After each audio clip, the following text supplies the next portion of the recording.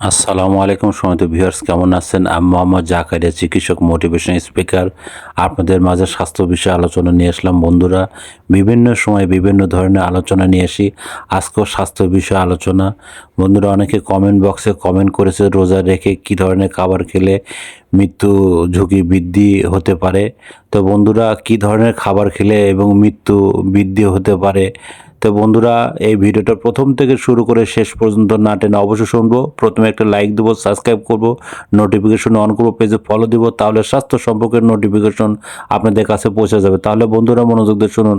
আমরা ইদানিং ঘরে ঘরে যে ভুল কাজটা করতেছি, আমাদের যাদের রুমে ফ্রিজ আছে, আমরা কিন্তু ডিপে খাবার রাখতেছি 1 মাস, 2 মাস, 6 মাস, 1 বছর, 2 বছর, এভাবে কিন্তু ওই খাবারগুলো কিন্তু নষ্ট হয়ে যাচ্ছে। ওই খাবারগুলো কিন্তু আপনার কিডনি, হার্ট, অন্য অন্য অর্গানগুলো কিন্তু সব কিছু কিন্তু নষ্ট হয়ে যাবে।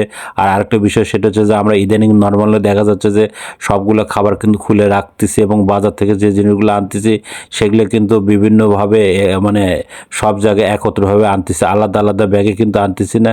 তো বন্ধুরা, আপনারা কিন্তু নিজেকে ভালোবাসুন, সুস্থ রাখার চেষ্টা করুন। আর এই সমস্ত অনিয়মে চললে কিন্তু ক্যান্সার ঝুঁকি মৃত্যুর দিকে হতে পারে। বন্ধুরা, এতক্ষণ মনোযোগ সহকারে দেখার জন্য আপনাদের সবাইকে থ্যাংক ইউ, সবাইকে ধন্যবাদ।